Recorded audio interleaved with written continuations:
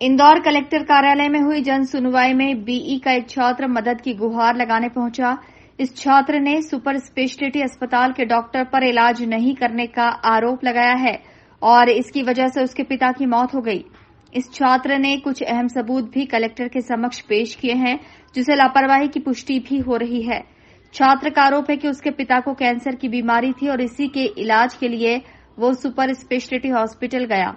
डॉक्टरों ने उन्हें अस्पताल में एडमिट भी किया, लेकिन कई दिनों तक न ही जांच की और न ही इलाज शुरू किया और एक दिन ये कहकर अस्पताल से रवाना कर दिया कि इस बीमारी का इलाज यहाँ होता ही नहीं है। सर, मेरे पिताजी 5 दिन तक एडमिट थे, 4 दिन तक कोई भी जांच नहीं करी और फाइनल स्टेज पे बाहर कर दिया। उसी दिन मेरे पिताजी की मृत्यु हो गई और डॉक्टर द्वारा बोला गया कि इस बीमारी का यहाँ पे इलाज नहीं होता है, आप दूसरे हॉस्पिटल में लेके जाओ। और पापा को कोई से भी हॉस्पिटल में नहीं लिया और फिर लास्ट में पापा की डेथ हो गई।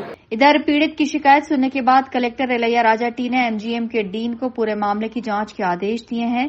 साथ ही पीड़ित छात्र को भी आश्वासन दिया है कि उसे न्याय जरूर मिलेगा। एक्चुअली इसमें मैं कोई टिप्पणी नहीं कर सकता हूँ या मतलब मुझे आइडिया नहीं है, लेकिन मेरा ऐसा मानना है कि जब उन्होंने उस आदमी को एडमिट किया होगा तो क्या डॉक्टर को मालूम था कि ये कैंसर का मरीज है? अगर नहीं है मरीज तो एकदम फर्स्ट हैंड पे डॉक्टर ये नहीं कह सकते ना कि कैंसर का मरीज है। एडमिट करने पर अगर उससे पता चला कि कैंसर का मरीज और उन्होंने बोला होगा कि यहाँ इलाज नहीं हो सकेगा, तो ऐसा कई बार होता है कि बहुत सारे अस्पतालों में हर अस्पताल में हर बीमारी का स्पेशलिस्ट नहीं होता है।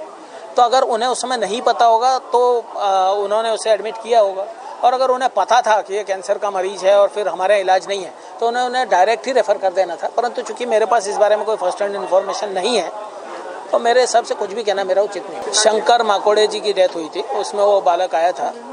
मैंने डीन से पिछली बार जब आया था तो बात की थी। डीन एमजीएम जो हैं उन्होंने उसके लिए 3 सदस्यीय एक समिति बना दी है और उस बच्चे का ये शिकायत थी कि मेरे पिताजी के साथ लापरवाही हुई और इस कारण उनकी जांच चली गई। जांच की रिपोर्ट आ जाती है, उसके बाद ही कुछ कहा जा सकता। अब देखना होगा कि एमजीएम के डीन द्वारा गठित की गई जांच में कौन दोषी पाया जाता है। Bureau report, INN news, Indore.